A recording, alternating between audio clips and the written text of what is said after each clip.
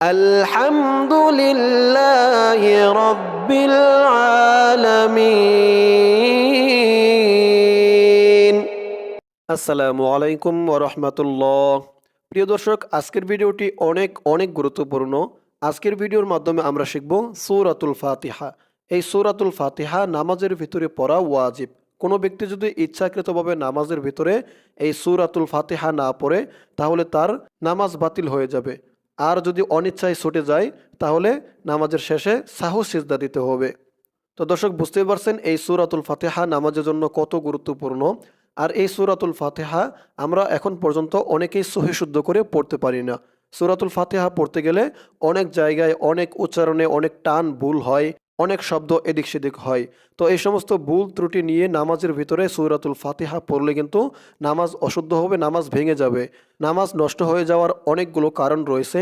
তন্মধ্যে প্রথম কারণে হচ্ছে নামাজের ভিতরে অশুদ্ধ পড়া। কোনো ব্যক্তি যদি নামাজের ভেতরে সূরা, কেরাত, তাসবিহ, তাহলিম যত কিছু আছে এগুলো যদি অশুদ্ধ পড়ে তাহলে তার নামাজ নষ্ট হয়ে যাবে। তো এই জন্য দর্শক, বুঝতেই পারছেন নামাজের ভেতরে সূরা, কেরাতগুলো কত শুদ্ধভাবে পড়া উচিত। তাই দর্শক, ভিডিওটি সম্পূর্ণ দেখবেন। আজকের ভিডিওর মাধ্যমে আমরা সূরাতুল ফাতিহা অর্থসহ সহি শুদ্ধ করে শিখব। প্রত্যেকটি শব্দের নিচ দিয়ে অর্থ দেওয়া আছে।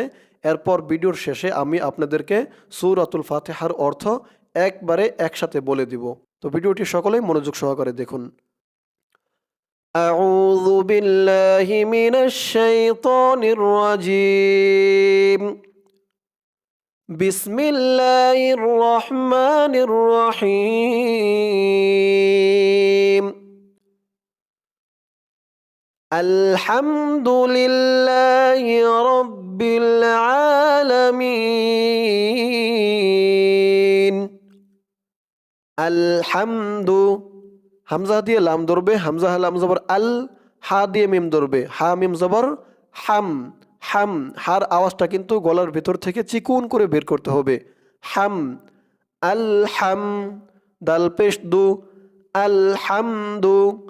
আলহামদু, লাম দিয়ে লাম ধরবে, লাম লামজের লিল, লাম খারা জবর লা, লা এক আলিফ টান খারা জবর লিল্লাহ।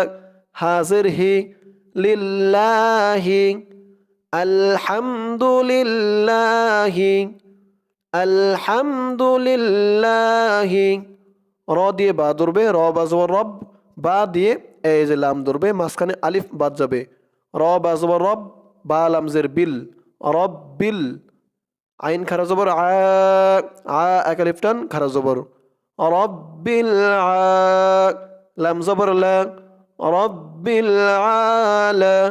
মিম ইয়াজের মি, মি এক আলিফ টান জেরের পরে ইয়া সাকিন। দর্শক, এই এক আলিফ টানটা আবার তিন আলিফ টান হয়ে যাবে, কারণ এই ইয়াটা হচ্ছে টান দেওয়ার হরফ। কারণ জেরের পরে ইয়া সাকিন হলে এখানে এক আলিফ টান দিয়ে পড়তে হয়, কারণ ইয়াটা হচ্ছে মদের হরফ, মানে টান দেওয়ার হরফ। তো এই টান দেওয়ার হরফ মদের হরফের পরের হরফ হচ্ছে নুন, এর পরের হরফেই ওয়াকফ হয়ে গেছে, মানে মদের হরফের পরের হরফে ওয়াকফ হয়েছে। এজন্য এখানে এই এক আলিফ টানটা তিন আলিফ টান হয়ে যাবে। এই টানের নাম হচ্ছে মদ্দে আরজি। রব্বিল আলামি, নুন জবর না, রব্বিল আলামিন। রব্বিল আলামিন। আলহামদুলিল্লাহি রাব্বিল আলামিন। আমার সাথে সাথে আপনারাও ঠোঁট নাড়িয়ে বলুন, আলহামদুলিল্লাহি রাব্বিল আলামিন।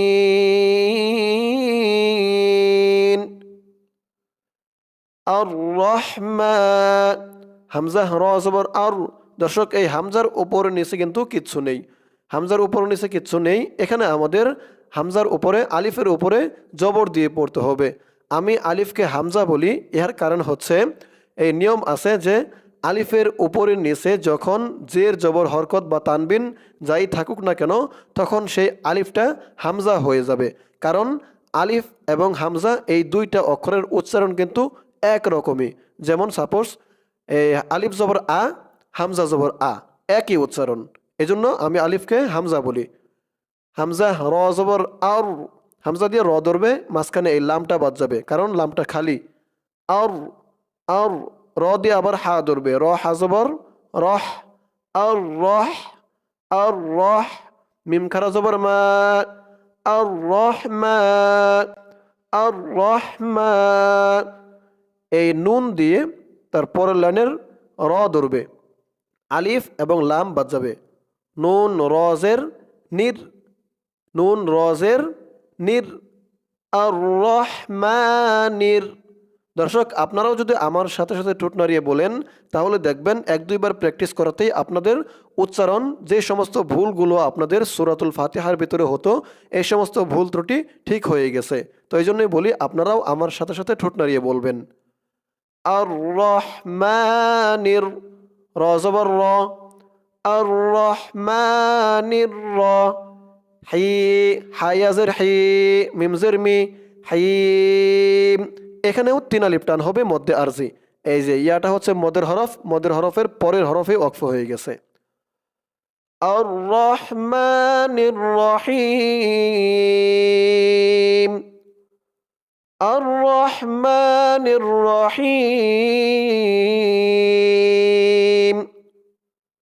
মালিকি, মিম খারা জবর মা, লামজের লি, মালি, কাফজের কি, মালিকি, মালিকি। ইয়া ওয়াও জবর ইয়াউ, ইয়াউ, মালিকি ইয়াউ। মিম দিয়ে এই যে দাল ধরবে, মাঝখানে আলিফ এবং লাম বাদ যাবে। মিম দালজের মিদ, ইয়াউ মিদ, দালেজের ইয়া জজম একালিফ দি, দালজের ইয়া জজম একালিফ দি, একালিফ টানটা তিন আলিফ টান হয়ে যাবে অক্ফ হওয়ার কারণে। মালিকি ইয়াউমিদ্দিন, নুনজের নি, মালিকি ইয়াউমিদ্দিন। এখানে থামার কারণে টান দিয়ে এই নুনকে ধরতে হবে, নুনের নিচে জেরটা সাকিন হয়ে যাবে। মালিকি ইয়াউমিদ্দিন। তারপরের আয়াত, ইয়া, হামজা দিয়ে ইয়া ধরবে, হামজা ইয়াজের ই, ইয়া আলিফ জবর ইয়া, ইয়া, ইয়া, কাফ জবর কা, ইয়াকা। নুন দিয়ে আইন ধরবে, নুন আইন জবর না, ইয়াকা না, ইয়াকা না, বা পেশ বু, ইয়াকা নাবু, দাল পেশ দু, ইয়াকা নাবুদু, ইয়াকা নাবুদু। না, আইনের উচ্চারণটা কিন্তু শক্ত করতে হবে। না, না, ইয়াকা নাবুদু। ওয়াও জবর ওয়া, হামজা ইয়াজের ই, ওয়া ই, ইয়া আলিফ জবর ইয়া। এখানে এক আলিফ টান হবে, জবরের পরে খালি আলিফ, জবরের পরে খালি আলিফ যত আছে সেই সমস্ত জায়গায় এক আলিফ করে টান দিয়ে পড়তে হবে। ওয়া ইয়া, কাফ জবর কা, ওয়া ইয়াকা, ওয়া ইয়াকা, ইয়াকা না'বুদু ওয়া ইয়াকা। নুন দিয়ে সিন ধরবে, নুন সিন জবর নাস, তা জবর তা, নাস্তা। আই, আইনেজের ইয়া জজম একালিফ, আই, নাস্তাই। একালিফ টানটা তিন আলিফ হয়ে যাবে মধ্যে আরজি। নাস্তাই, নুন পেশ নু, নাস্তাইন। দর্শক, নাস্তাই নু হবে না কিন্তু, ওয়াকফ হওয়ার কারণে এই হরকতটা সাকিন হয়ে যাবে। নাস্তাইন। ইয়াকা না'বুদু ওয়া ইয়াকা নাস্তাইন। হামজা দিয়ে হা ধরবে, হামজা হাজের ইহ, ইহ, দালজের দি, ইহ দি, ইহ দি। নুন দিয়ে সদ ধরবে, নুন সদ জবর নাস, মাঝখানে আলিফ, আলিফ লাম, এই তিনটা অক্ষর বাদ যাবে। নুন সদ জবর নাস, ইহ দি নাস, সজ্জের সি, সি, ইহ দি নাস সি। র আলিফ জবর র, ইহ দি নাস র, ইহ দি নাস র। দর্শক, সূরাতুল ফাতিহার এই জায়গায় অনেকেই ভুলটা করে থাকে, বলে ইহদিনা সিরা। ইহদিনা সিরা বললে কিন্তু এই সদের ভিতরে এই সিনের উচ্চারণ চলে আসে। যেহেতু এখানে সদ, এই জন্য সদের উচ্চারণে করতে হবে, বলতে হবে সজ্জের সই সই। সই বলার সময় মুখটা যেন একটু ভরপুর থাকবে এরকম মনে হবে। ইহদিনাস সই, ইহদিনাস সই। র, সি রা বলা যাবে না। সিরা রা বললে কিন্তু রর উচ্চারণটা সঠিক হয় না। রর উচ্চারণ হচ্ছে র আলিফ জবর র, র, রটা পুর মোটা হবে। ইহদিনাস সিরাত, ইহদিনাস সিরাত। ত দিয়ে তারপরের লাইনের লাম ধরবে, এই যে লামের উপরে জজম, এই লাম ধরবে। ত লাম জবর তল, মিম সিন পেশ মুস, মুস, মুস। সিরাতাল মুস, ইহদিনাস সিরাতাল মুস। তা জবর তা, মুস্তা, কফ ইয়া জের কি, মুস্তাকি, মিম জবর মা, মুস্তাকিম। সূরাতুল ফাতিহার 6 নম্বর আয়াত ব্যতীত আর বাকি প্রত্যেকটা আয়াতের লাস্টেই 3 আলিফ টান মধ্যে আরজি। মুস্তাকিম, ইহদিনাস সিরাতাল মুস্তাকিম, ইহদিনাস সিরাতাল মুস্তাকিম। তারপরের আয়াত সিরাত, সজ্জের সি সি, র আলিফ জবর র, সিরাত, সিরাত। ত দিয়ে লাম ধরবে, ত লাম জবর তল, লাম জবল্লা, তল্লা, সিরাতাল্লা। অনেকে বলে সিরাতাল্লাযিনা, সিরাতাল্লাযী বললে কিন্তু এই তোয়ার উচ্চারণটা সঠিক হয় না। তোয়ার উচ্চারণ তল, তল, ত দিয়ে লাম ধরবে তল, সিরাতাল্লাযী বলা যাবে না, বলতে হবে সিরাতাল্লা, তল্লা, সিরাতাল্লা। রি, রি এক আলিফ টান জেরের পরে ইয়া সাকিন। সিরাতাল্লাযী, নুন জবর না, সিরাতাল্লাযীনা, সিরাতাল্লাযীনা। হামজা দিয়ে নুন ধরবে, হামজা নুন জবর আন, আন। আইন দিয়ে মিম ধরবে, আইন মিম জবর আম, আন আম, আন আম। তা জবর তা, আন আমতা, আন আমতা। সিরাতাল্লাযীনা আনআমতা। আইন জবর আ, লামিয়া জবর লাই, আলাই, হামিম জের হিম, আলাইহিম। সূরাতুল ফাতিহার এই 6 নম্বর আয়াতের লাস্টেই শুধু টান হবে না, আর বাকি প্রত্যেকটা আয়াতের লাস্টেই 3 আলিফ করে টান হবে মধ্যে আরজি। আলাইহিম, আনআমতা আলাইহিম, সিরাতাল্লাযীনা আনআমতা আলাইহিম, সিরাতাল্লাযীনা আনআমতা আলাইহিম। গইন ইয়া জবর গই, গইন দিয়ে ইয়া ধরবে গই, গই। র দিয়ে এই যে লাম ধরবে, র লাম জের রিল, গইরিল, গইরিল। মিম দিয়ে গইন ধরবে, মিম গইন জবর মাগ, গইরিল মাগ, গইরিল মাগ।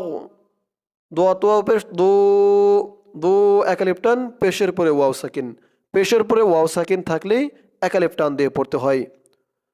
গয়রিল মাগদুব, গয়রিল মাগদুব, বাজের বি, গয়রিল মাগদুবি। অনেকে বলে গায়রিল মাগদুবি বলে, গায়রিল বলা যাবে না, বলতে হবে গয়, গয়, গয়রিল মাগদুবি। আইন জবর আ, লাম ইয়া জবর লাই, আলাই, হামিম জের হিম, আলাইহিম, আলাইহিম। গয়রিল মাগদুবি আলাইহিম, গয়রিল মাগদুবি আলাইহিম। ওয়াও জবর ওয়া, লাম দিয়ে এই যে দোয়াত ধরবে এখানে, লাম দোয়াত জবর লাউদ, মাঝখানে আলিফ, আলিফ লাম 3টা অক্ষর বাদ যাবে। ওয়াও জবর ওয়া, লাম দোয়াত জবর লাউদ, ওয়ালাউদ, ওয়ালাউদ। দোয়াত দিয়ে এই যে লাম ধরবে, এই তাস দিয়ে তোলা লাম ধরবে, মানে প্রথমে ধরবে এই লাম দিয়ে এই দোয়াতকে, তারপরে এই দোয়াত দিয়ে আবার এই লাম ধরবে, কারণ তাসদিদ ওয়ালা হরফ 2বার পড়তে হয়। প্রথম একবার এই লাম দিয়ে তারপরে আবার আলাদাভাবে দোয়াত, তো ওই দোয়াত দিয়ে এই লাম ধরবে। লাম দোয়াত জবর লাউদ, লাউদ, দোয়াতের উচ্চারণটা খেয়াল করবেন, লাউদ, ওয়ালাদ, দোয়াত লাম জবর দল, দল বলে 4 আলিফ টান দিতে হবে। ওয়ালাদ, লাম ইয়াজের লি, ওয়ালাদ্দল্লি,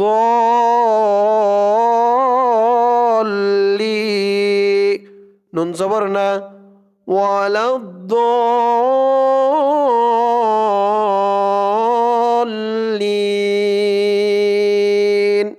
ওয়াকফ করার কারণে এই নুনের উপরে জবরটা সাকিন হয়ে গেছে, এখানে লাস্টে 3 আলিফ টান হয়েছে মধ্যে আরজি।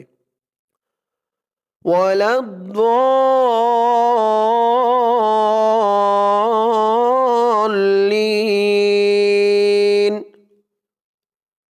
غير المغضوب عليهم ولا الضالين।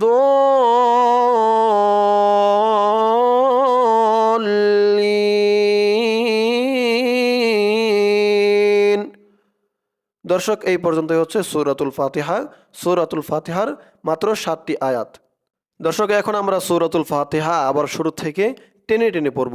এতক্ষণ যেমন আমরা বানান করে ভেঙে ভেঙে শব্দে শব্দে সহি শুদ্ধ করে পড়লাম, অনেকেরই মোটামুটি জানা হয়ে গেছে যে কোন শব্দে কেমন উচ্চারণ হয়, কোন শব্দে কেমন টান হয়। তো এটা মোটামুটি অনেকের জানা হয়ে গেছে।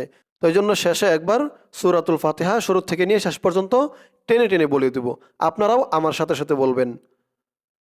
أعوذ بالله من الشيطان الرجيم. بسم الله الرحمن الرحيم. الحمد لله رب العالمين.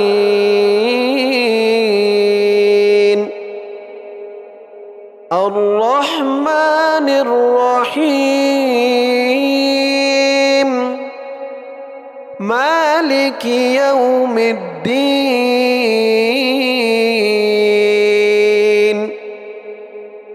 إياك نعبد وإياك نستعين. اهدنا الصراط المستقيم. صراط الذين أنعمت عليهم غير المغضوب عليهم ولا الضالين.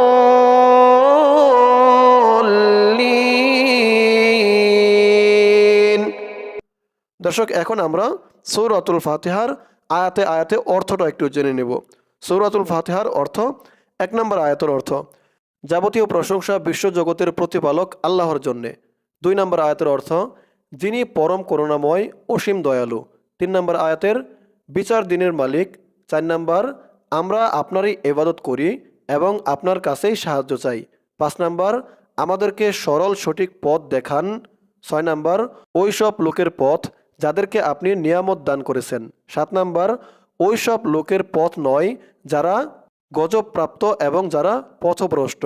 দর্শক, এতটুকু হচ্ছে সূরাতুল ফাতিহার অর্থ।